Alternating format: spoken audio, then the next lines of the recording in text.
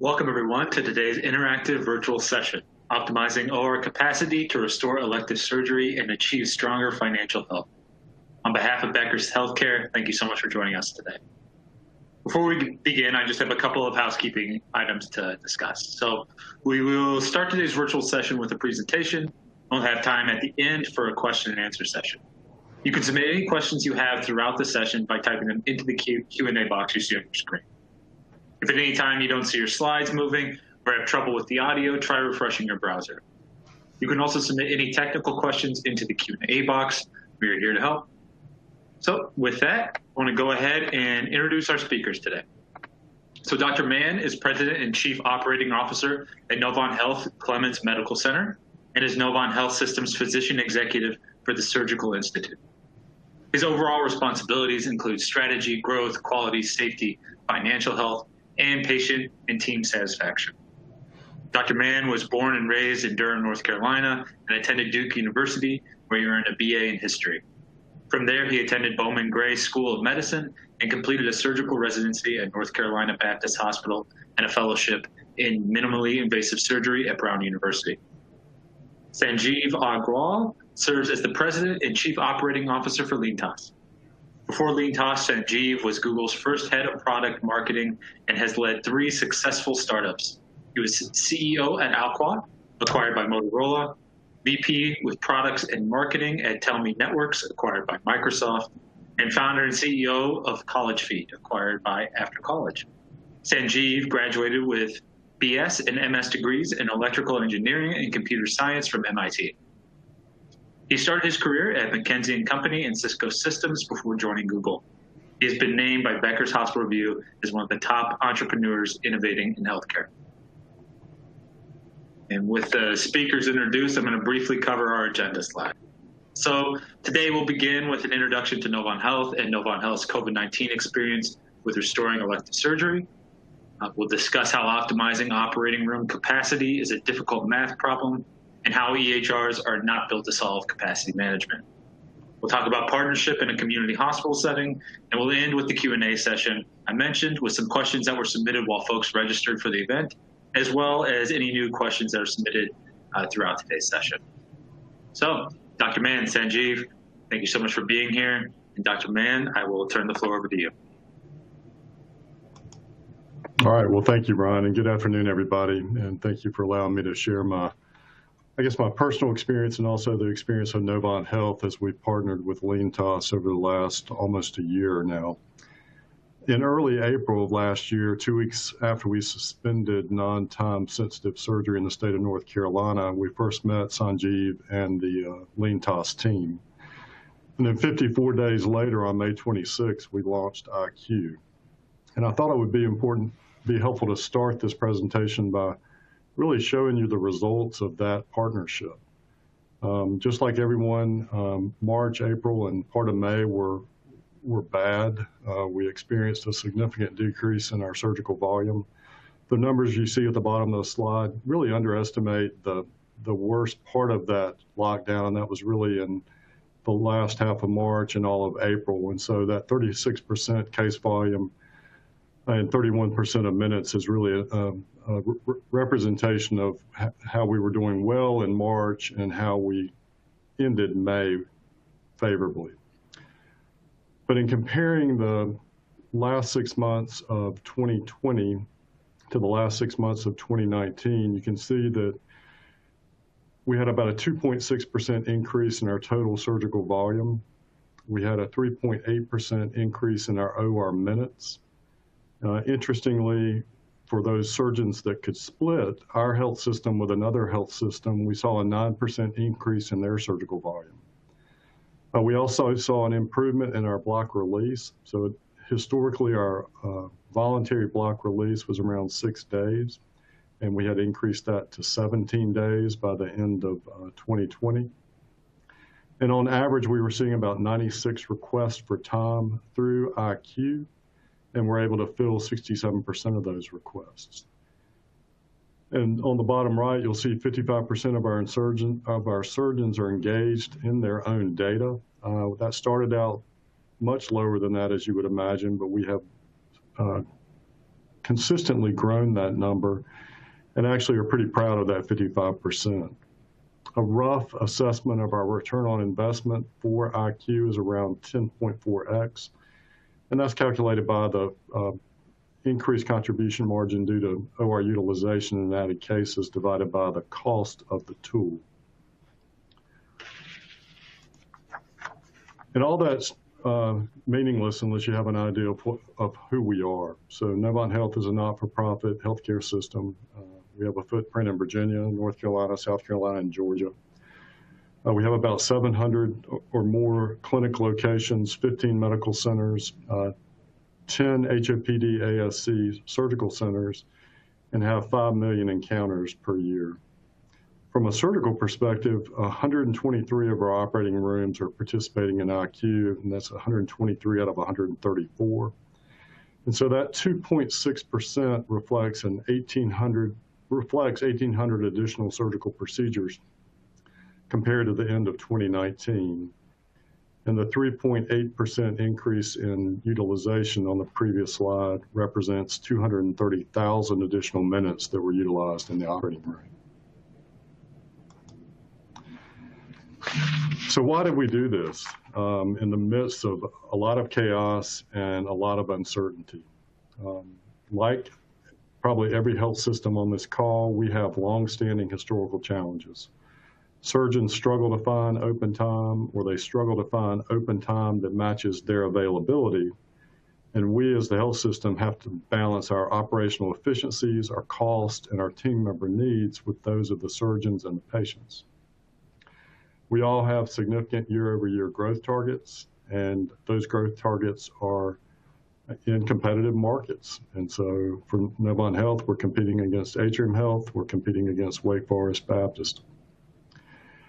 So prior to the end of 2019, Leslie Barrett, who is my partner at Novant Health for all things surgery, she and I were trying to figure out a way to improve our surgery scheduling.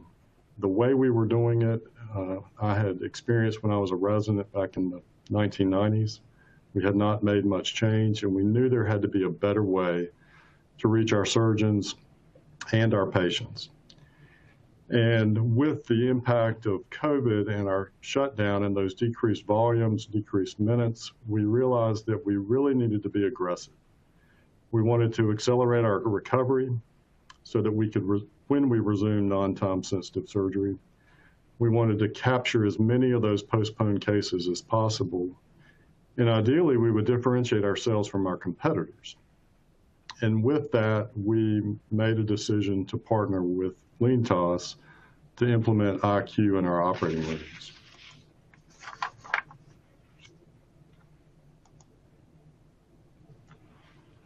And we had a pretty aggressive schedule. I think the most important bullet point on this slide is the last one, the commitment to innovation at a system level.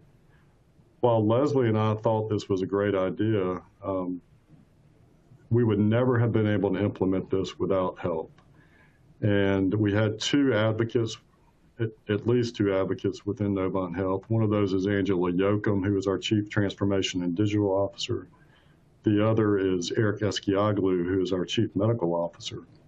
And both of these are huge proponents of leveraging technology to improve the care that we deliver at Novant Health.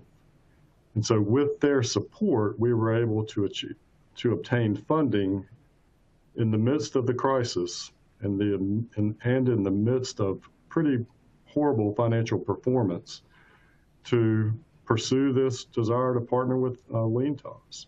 And once we were given the okay and the funds to support this, we met with Sanjeev and his team. We had a pretty aggressive six-week rollout.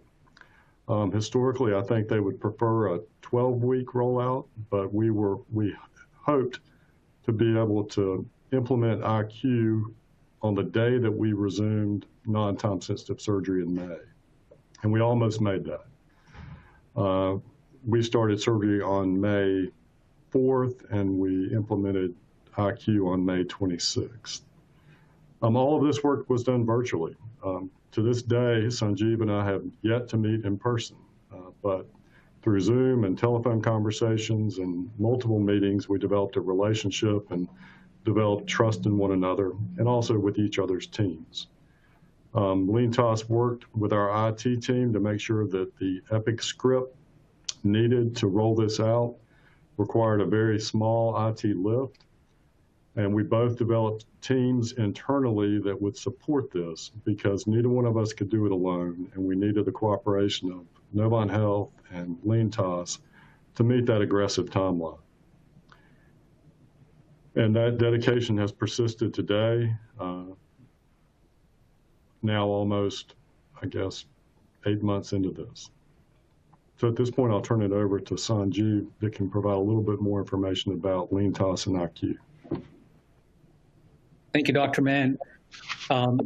Dr. Mann is being really very modest when he talks about the factors in the previous slide. It's really leadership from him, from Leslie, and some of the other folks that he mentioned that was invaluable to getting IQ implemented and the results that you saw.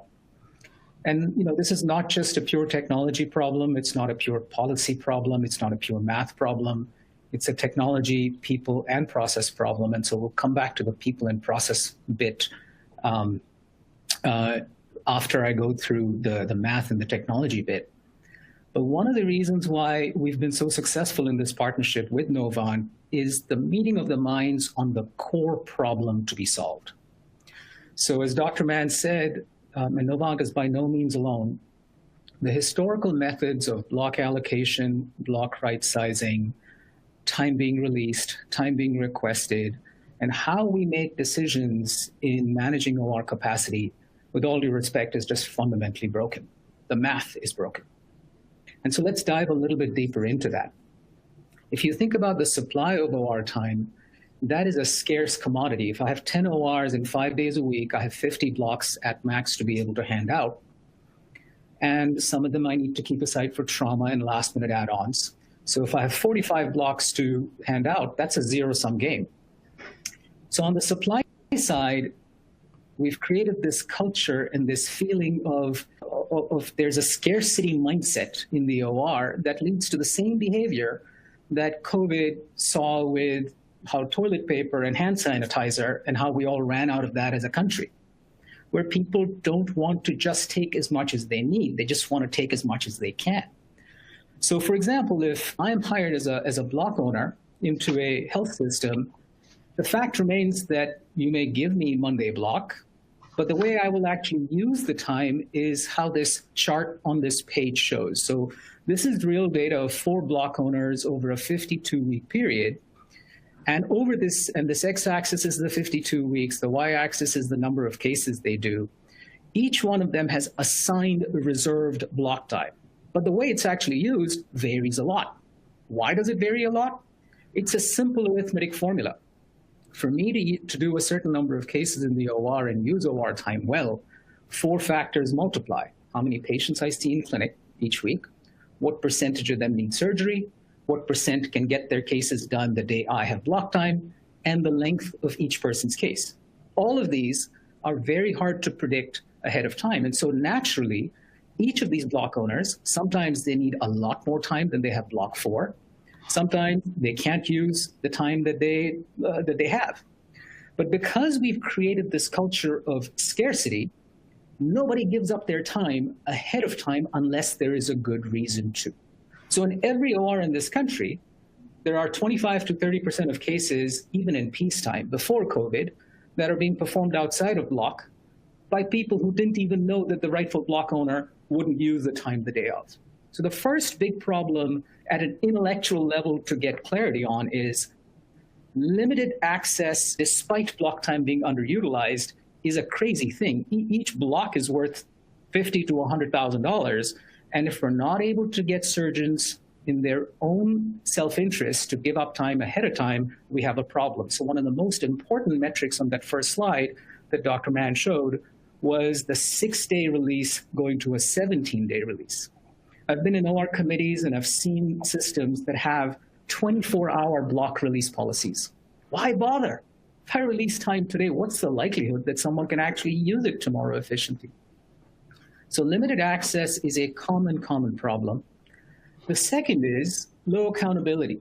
When we use metrics like block utilization to hold our surgeons and block owners accountable, block utilization, average auto release times all have the same problem averages do. If my head is in the freezer and my feet are in the oven, on average, my body temperature is okay, even though I'm dead. So block utilization is not a great metric to hold surgeons accountable.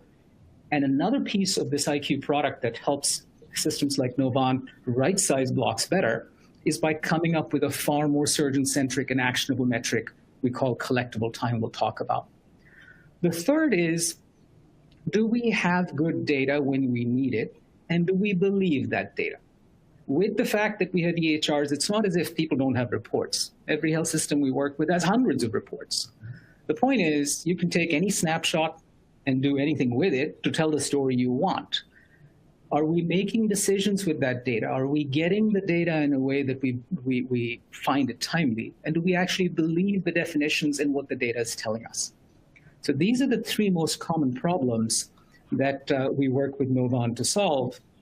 Now, Novant, as you know, is a large system on Epic, and we as a company work with about 100 health systems, 35 of whom have deployed IQ for operating rooms, which we'll talk about in a second, 2,000 ORs across these 35 health systems. And the key to unlocking capacity and doing more with less and absorbing more case volume and becoming more competitive is really to use data science and prescriptive and predictive analytics to prescribe the right action. We often find that there's a lot of reporting that ends up being what we call admiring the problem. Looking at block utilization, looking at first case delays, looking at turnover time after the horse has left the barn, instead of being like Waze that tells you what is going to happen and guides you in the right direction. So let's talk about each of these in turn. Remember, the three problems we talked about was lack of access, lack of accountability, and lack of visibility and transparency. So let's talk about access. One of the ways in which you can create access is to be able to get clinics and surgeons to release time that they know they're not going to be able to use early, go from the 6 to the 17 days and hopefully even longer, and make that a marketplace, much like OpenTable, that other surgeons can actually go look for time. Now, why would a clinic or a surgeon do that? Because it's in their enlightened self-interest, because if they actually release time and others do too, everybody wins. In fact, the COVID period was a great time for everyone to work as a team. And we found that the willingness for people to actually start understanding that the right social behavior is to give up time when I don't need it because my colleagues will too, really did happen during COVID and has sustained since then. So imagine a world in which finding open time in the OR is as easy as booking a table for 4 through OpenTable. How can we live in a world where a surgeon, a community surgeon, can go on the web and find a table for 4 on OpenTable, but if they have a patient in clinic, their scheduler still has to call OR scheduling, much like they used to call travel agents 25 years ago. I really don't know anybody who uses travel agents anymore. That friction of of phone calling back and forth, of the OR scheduler getting back to the clinic scheduler, of Post-it notes that I've seen on people's desks, all of that goes away if you give them a web-based tool that 24/7 on mobile or web can allow any community surgeon at any point 24/7 to log in. It's not them usually, it's their clinic scheduler, and be able to find the right time in the OR.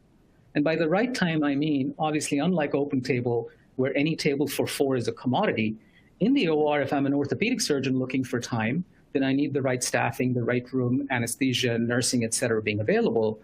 And so imagine a tool that allows you to see time that you know you can use at your fingertips, anytime, anywhere, and to be able to request open time and ask for a case with the control still being in the hands of our scheduling. The friction that removes from the process is tremendous. And that's what's resulted in all those requests that Dr. Mann talked about and all those releases that Dr. Mann talked about.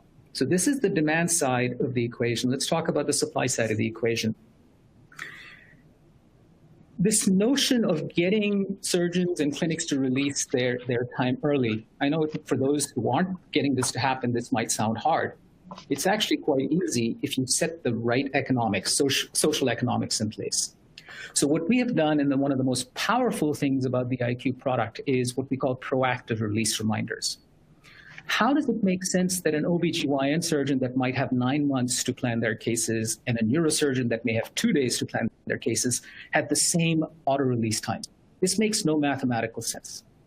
Instead, imagine a world where we look at booking patterns of surgeons. You're seeing 4 surgeons here, 4 block owners, and these vertical bars are showing the median number of days before day of surgery that they have at least 1 case booked. So if I have block time 3 weeks from now, and my booking patterns show that usually by this time I should have put at least 1 case on the grid or in SurgeonNet, and I haven't, we can start predicting that the likelihood of me not using that time is going up. And much like you would send a dentist reminder to remind people that this time is precious, please release it if you're not going to use it, that's what we do. We send these proactive release reminders through text messages and emails to clinic offices, just nudging them. And as we get closer to the day of, you might get another reminder and a third reminder, and especially in an environment where you say, look, that time that you have, somebody else has cases in the backlog, it's a huge socially compelling reason for people to give up time. So that first release reminder, the second release reminder, over time results in creating this open table metaphor that is extremely powerful. And that's been a big part of the success that we've seen. Now, during COVID, and a number of you asked these questions, this tool actually had to be modified to ensure patient and staff safety. So when someone looked for time and requested booking a case through OpenTime, there were filters we put in there that said, are you sure this patient doesn't have COVID? Is it a life-threatening situation where even if they're exhibiting some symptoms, we still need to take them in? And so one of the ways in which you scale these tools, as a company, we have raised $250 million. And I know there's many large health systems on this webinar today, but even for the largest health systems, that's a lot of money to try and raise for this kind of innovation. For us to be able to on a dime, be able to put in these kinds of rules that help you triage, help you make sure that only the right patients get scheduled, was a big reason why many of the health systems we worked with were able to scale quickly. Another big innovation was tracking the backlog electronically. So especially in the community setting, a lot of health systems still have their community providers that are jotting down cases and keeping backlogs on pieces of paper and then faxing those over. It's 2021, even my shopping list is on Google Keep. And so the fact that we're doing this on pencil and paper and faxes for something as important as surgical cases, we can do better than that. So now in the tool, there is this ability to aggregate the backlog across multiple community clinics and surgeons. When you create a system like this, the competitiveness in the marketplace, the one thing you have as a community health system in order to attract surgical cases to your surgical centers is the biggest currency is access to the OR. So being able to provide access, being able to provide safe access has been a big deal, and we call this exchange. The second part of the tool has to do with how do we right-size block in a way that makes sense. The traditional methodology has been block utilization, which is defined as the amount wheels into wheels out divided by the sum of wheels into wheels out divided by the total amount of time that a block owner has. The problem is that is just a broken methodology, and let me show you why. Here I'm showing you 2 surgeons that have exactly the same block utilization number, calculated as the blue parts divided by their total number of blocks. So if you have surgeon A, who's a sports orthopedic surgeon, and this is real data, where they're able to have more predictable length cases, and they have 10 blocks a quarter, and they're able to fill those blocks reasonably well, but they fill the first 8, and the last 2 they don't use. Surgeon B may be a neurosurgeon that has much more variable length of cases. It's very hard to predict whether the same case is going to take 6 hours on one day or 4 hours on another. There are more surgeons like that than surgeon A's in most ORs in a complex acute care setting. Now, when you get a number like both of them have 67% block utilization, and our block policy says you need to have 70% block utilization, the problem is, where did that 70% come from? There is no mathematical logic for setting block utilization goals. There is even less logic for taking time away, because both these surgeons have not met the 70% bar, But Surgeon B really has no time to give. He comes every day, he or she comes every day to the OR, and it's not their fault that sometimes cases take 5 hours and 27 minutes, and another day they take 6 hours and 12. And the amount of time and money we spend on process improvement and Lean and Six Sigma and consulting and praying at the Temple of Gemba with Post-it notes on things like first case delays and turnover time, unfortunately never creates access. Let me give you an example. Surgeon A on 110, they started 30 minutes late. It's terrible. They should not start 30 minutes late. The problem is, instead of spending a ton of time assigning blame, is it nursing, is it anesthesia, is it the surgeon, think about the fact that if they were not 30 minutes late, what would happen? What would happen is that they would leave 30 minutes at the end of the day in a highly unpredictable environment, which the OR couldn't use anyway. So what I'm trying to communicate here is that if you're going to hold block owners accountable, looking at block utilization does not do anything for you. Instead, the smallest unit of time that matters in an OR is the smallest length of case you can put in there. So in the case of Surgeon B, their white spaces don't really have any sections where you could have done a case. In the case of Surgeon A, it's the last 2 blocks, the last 2.5 days that are completely white spaced where you could have put 10 cases on. So the point is, Surgeon A and Surgeon B have the same block utilization, but very different amount of what we call collectible time. Collectible or reusable time being defined as time that if you took back, wouldn't hurt the surgeon's practice, but would enable others to do cases. And so in the tool, you automatically get that kind of guidance. And if your surgeons are like any of the surgeons we work with, they're data-driven, they're argumentative, they want to see the numbers, being able to sit down in block committee and explain this concept of reusable and collectible time is a lot easier than having a fight about block utilization, which makes no sense. So if you think about exchange as day trading of time and collectible time as portfolio management of time, those are ways of getting your yield up. Finally, with all this said, we would love to see a day where every OR committee, every meeting in every hospital in this country starts with a browser in the middle with the best data possible that is available to people, instead of saying, let's postpone this decision because we need an Epic report writer to go write a report that we get the answer to 3 days later. So a part of the tool with IQ is what we call Analyze, where hundreds of analytics are at your fingertips and your palm tips. What I'm showing you here is just one of those hundreds of analytics. This is showing you by day of week how your robot room is being used. So for example, before you buy yet another robot, imagine if you could, in any committee meeting, sit there and see the robot cases which are shown in blue and the total number of cases that are shown in green. What is the percentage of robot cases I'm doing on a Monday, Tuesday, Wednesday, Thursday, and Friday? And if there are days in which I'm following robot cases with non-robot ones, way before I buy another robot, can I please start using the ones that I have better? Imagine if these sorts of analytics were available to you in this kind of visual capability at your fingertips. Similarly, imagine if each week, all your surgeon and administrators, every week, 10,000 text messages go out from the IQ system to surgeons and administrators all over the country, showing them incontrovertible evidence about their key metrics. How many cases they did, first case delays, turnover time, average length of case, median length of case, et cetera, which breeds a degree of familiarity with the data and confidence in the data. So Dr. Mann said that surgeon engagement with their data went up 55%, or went to 55%, and surgeons are spending 4 minutes a week on average. Why? Well, because data is coming to them. We're making it really simple for them to look at their numbers, and even if they argue with it, that leads to cleaning up the system. 2 more slides on why this was so successful with Novant. Again, going back to the leadership of people like Dr. Mann and his colleagues, not once did we hear, oh, we spent so much money on an EHR, and so that must be able to do everything. EHRs are wonderful for what they were meant for. They are large cruise ships. What you're looking for is speedboats. EHRs have a few limitations. This idea of dealing with variability or stochasticity isn't built into the mathematical logic. So their ability to do things like predicting and sending release reminders on a cadence that makes sense just doesn't exist. There is no proactive prescription.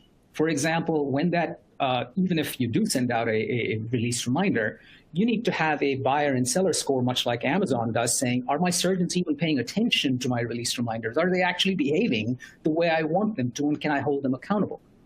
This notion of collectible time, no EHR on the planet does that. They'll all give you block utilization reports, and even those oftentimes are not believed.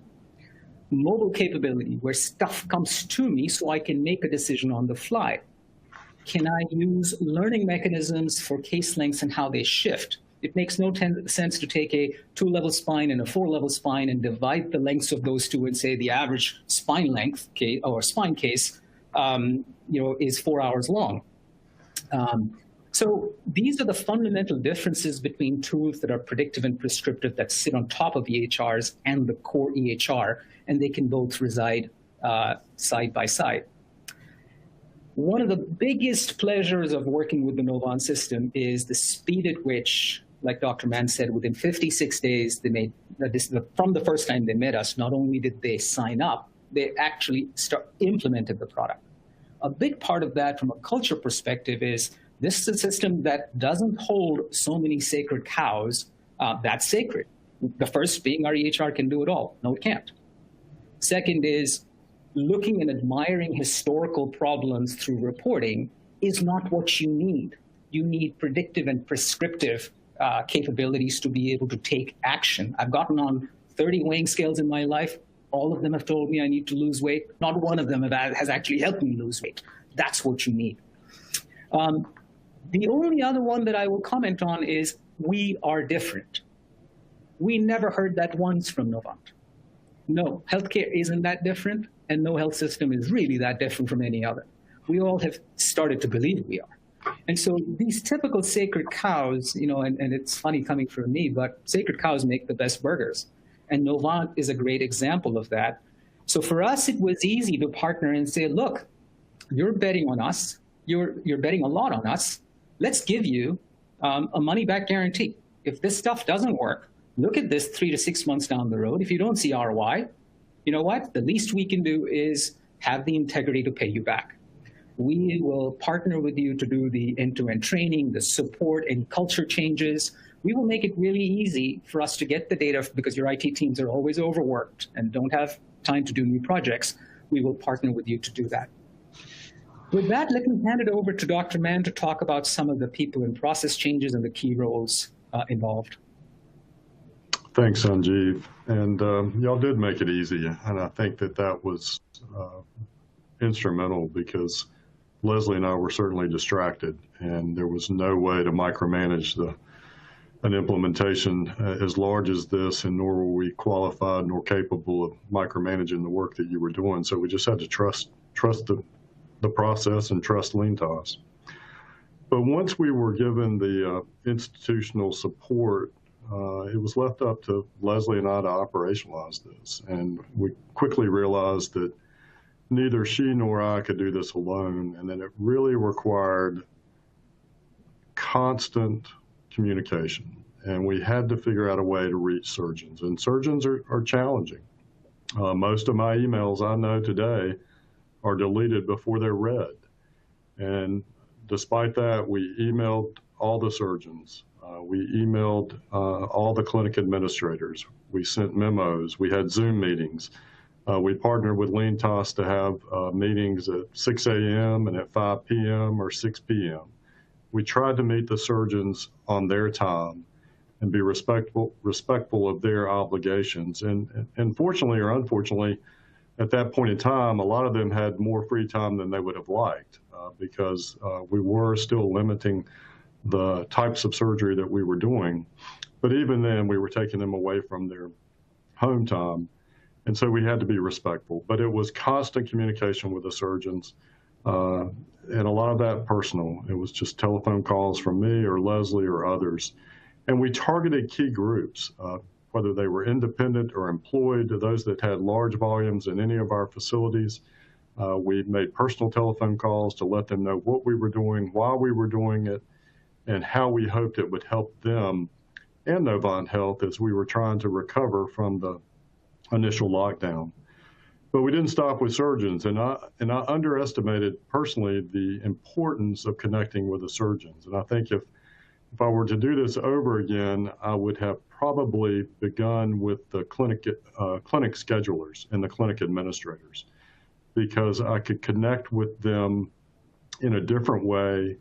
And I think that they truly realized the benefit of this more than surgeons, because many surgeons, just like I, didn't schedule many of their own cases. They would pick up the phone or they would walk down the hall and they would ask someone in their office to schedule that case, unless they're on call or it's a weekend or after hours.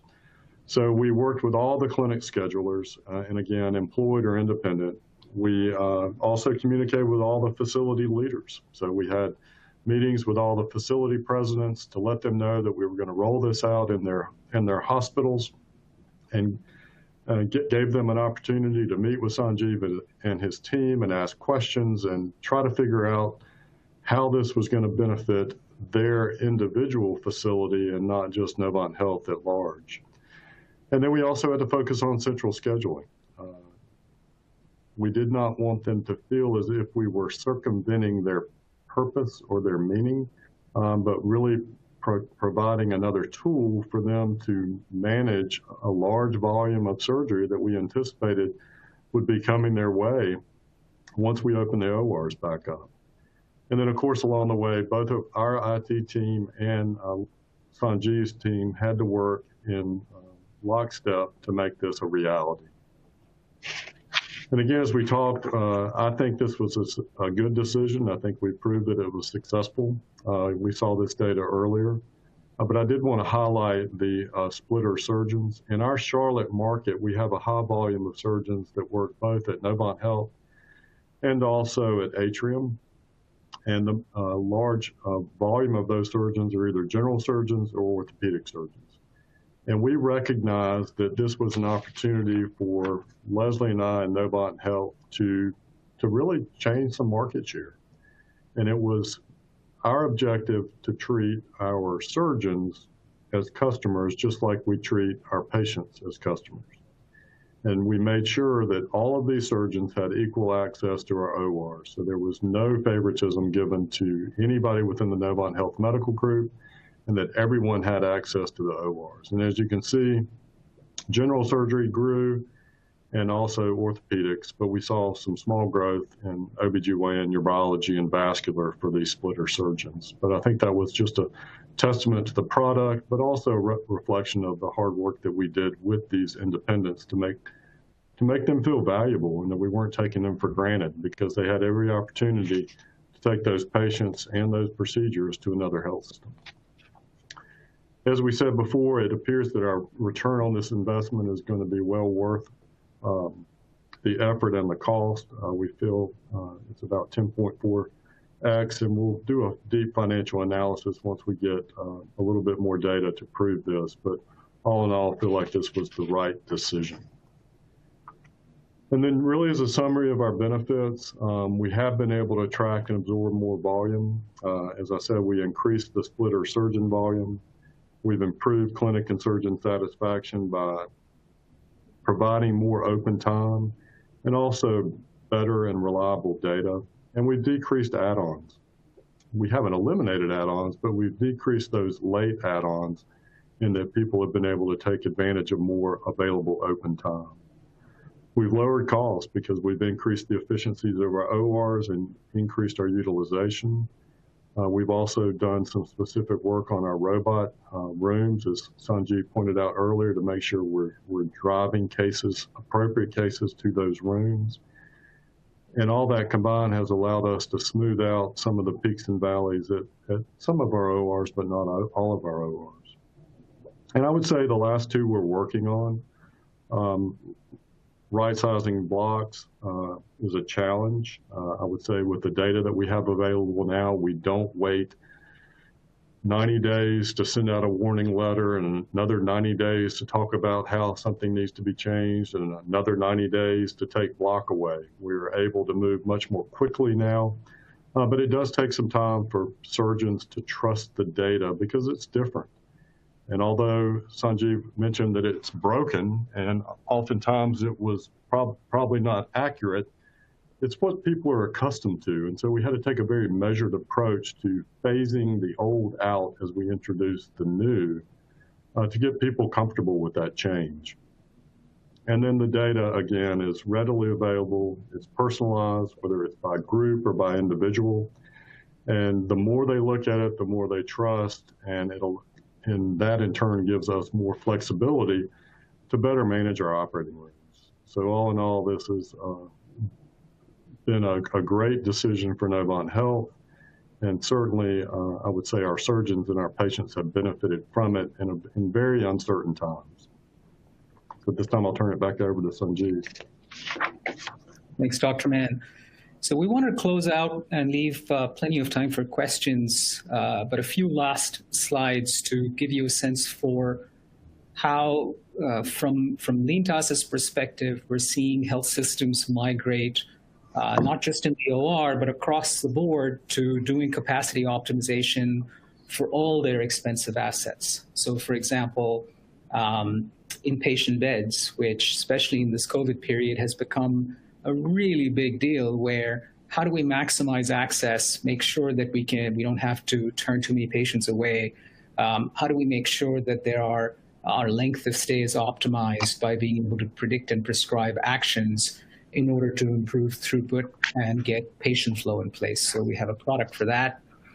We have one for infusion centers where we level load chairs to make sure that more patients can be seated in a fixed number of chairs while each one of them waits less. And as you saw in the case of the OR, the economic and the patient-related benefits are huge.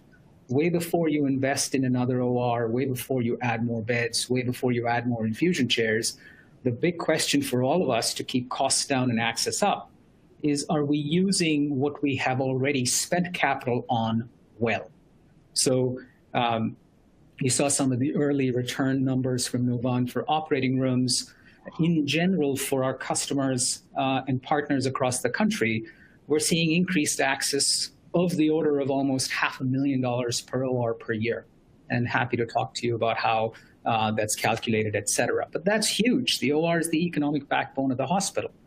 But even the OR won't function as efficiently as it can if there is a blockage down the road in inpatient beds. So in many ways, health systems are like airports where a patient goes through a journey, much like a traveler goes through a journey. And if you've been traveling for 40 years like I have, there used to be a time that I'd get stuck at 20 places in an airport to check in and get a paper boarding pass, to check in my bags, to be able to go to the security gate, et cetera, et cetera. And airports have done a phenomenal job of increasing throughput by unlocking capacity at each of these difficult nodes. Much like that, imagine mathematically powered tools that help you unlock capacity at multiple nodes in a hospital. If you are interested, we've actually written a book as a company. It's called Better Healthcare Through Math, and it goes into a fair amount of detail for a number of different assets. And for anyone attending today that would like a free copy mailed to you, you can just email us at Better Healthcare Through Math. That's the initials, bhctm@leantas.com. Happy to send you a copy or as many as you'd like for your health system. It goes into a lot of detail, not just about the OR, but about some of these other assets as well. So with that said, I think there were many questions that had come in when you all had registered, and we seated a few of them here. Dr. Mann, I'll turn it over to you for the first few, and then take over the next set. Thanks, Sanjeev. I guess for the first question, how do we get the surgeons engaged? It's still a process. It's required a lot of communication, as I said before, just trying to convince them that it is safe for them to do something different and that there are benefits to it. And I think it's important to recognize that IQ is for open time. And so we're not challenging their block. Block time remains. This is us trying to give them better access and visibility into time that they need outside of block and that by cooperating with the increased release, they're helping their partners, they're helping their colleagues, and that at some point in the future that they will also benefit from that increased open time. But it is important to distinguish between block time and open time, and this is primarily for open time. And I don't know if you have any comments on that, Sanjeev.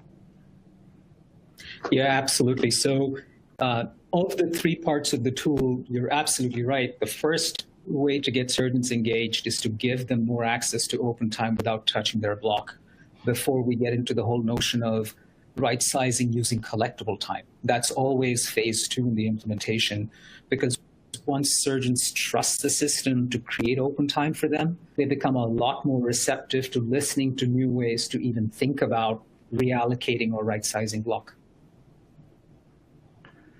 And then as far as our percentage of time blocked, it varies. Many of our ASCs are heavily blocked, 80, 90, 95% blocked. Our tertiary facilities are lower, so they're 60, 65% blocked. I would say that I don't have the right answer.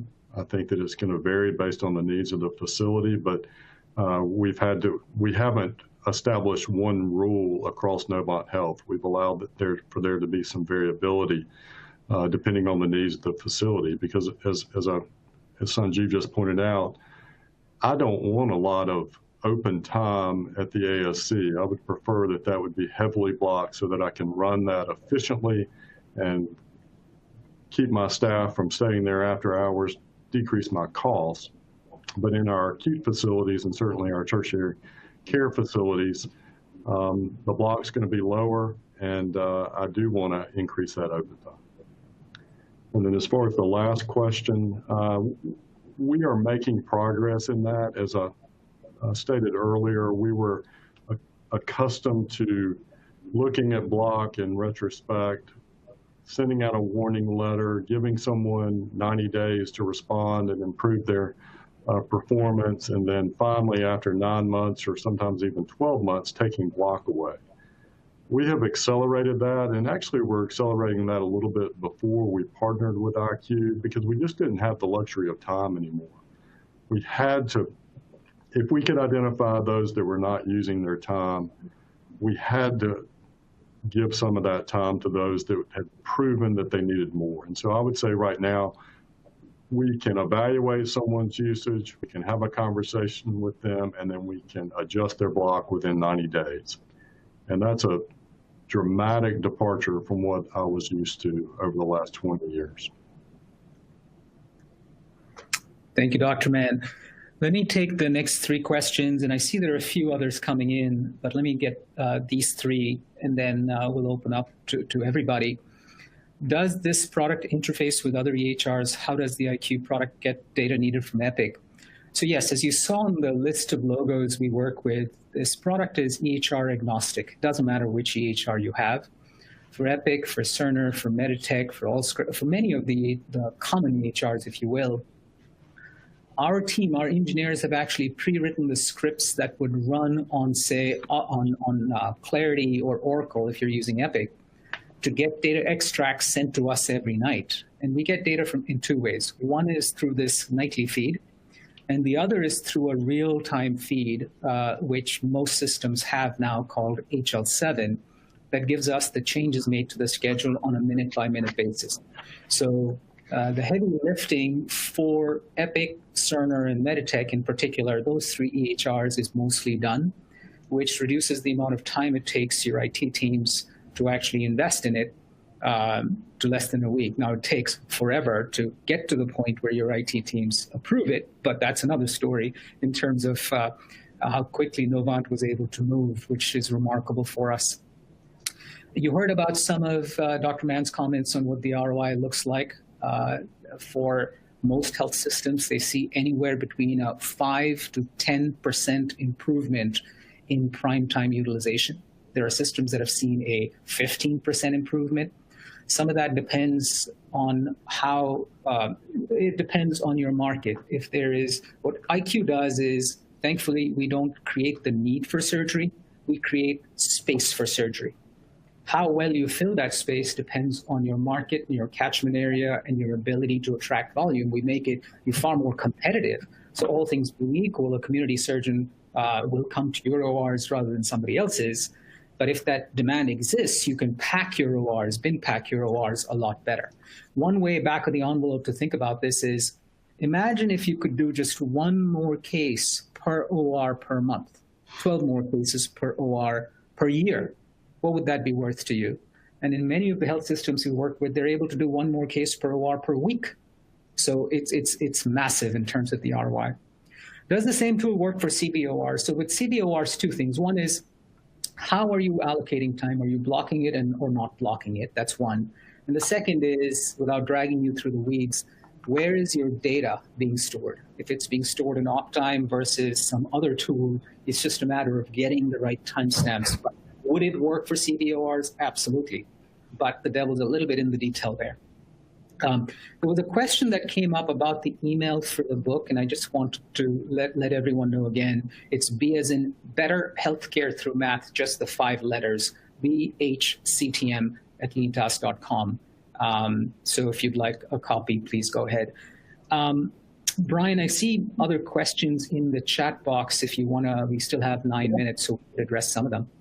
Absolutely. And just as a reminder to folks listening, you can type your questions directly in that Q&A box on your screen, and we're going to get through as many as we can here. So the first one we'll take is the attendee asks, it seems as if this open table style scheduling would make it easier to manage ongoing migration of cases to the ASC in a more timely way. Any comment on that or how it helps?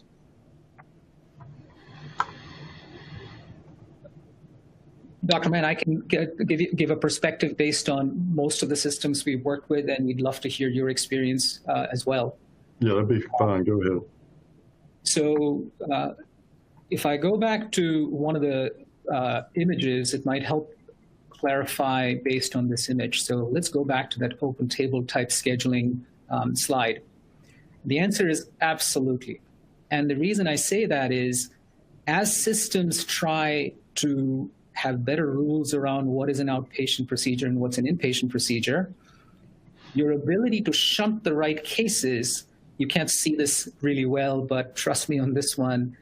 Here it says, I'm looking for time for a particular surgeon, and then it shows you the locations at which they are credentialed, which means you can restrict ASC type cases that you want to get done outpatient if you knew which ones were at the point of request. So the question being, can we shunt cases? Can we drive? So yes, this tool can work like a traffic light, and not just ASCs. A lot of systems are focused on systemness, where we have centers of excellence, where we're trying to get certain types of cases done in certain locations. And you can use a tool like this to drive the right surgeon in the right clinic to request time in the right places. Dr. Mann, any thoughts to add to that? I don't think I ever have anything to add, Sanjeev. It's a balance that I think we're all trying to maintain, recognizing that the more cases that we shift to the ASC, there is an impact on our revenue. And so we're trying to move the right cases, and we have used some of the tools that Sanjeev pointed out to make sure that we're not putting inappropriate cases there, but we are still trying to balance the volume in our acute facilities as well. I appreciate you both weighing in there on that one. And then the next attendee question is, would you please comment on anesthesia and getting them to trust more open time if they are contracted rather than employed? Yeah, this is John. I can speak from the Novant Health perspective. All of our anesthesia providers are independent contracted groups, so we don't have any employed anesthesia groups providing services. I communicated and shared all the information around IQ with anesthesia prior to the go live. I honestly can't say that any of them have asked me any questions about why we did this or raised any concern about this change. I think that they, just as I, as someone who runs a hospital and is responsible for surgery, want to maximize the number of cases that are performed during primetime hours. And if we're able to take a case that may have otherwise been done at 7 or 8 or 9 o'clock at night and put it into a spot that fits on the same day or a different day during primetime hours, that's just as beneficial to them as it is to us and the patient. And so I really haven't spent much time trying to convince them or get them to trust this. I think they are motivated, they're good partners, and want to maximize the utilization of the OR just like I do. Thank you so much for tackling that one, Dr. Mann. As we approach the end of our time together, Dr. Mann, Sanjeev, I just want to throw it back to you and see if you have any closing comments for our attendees.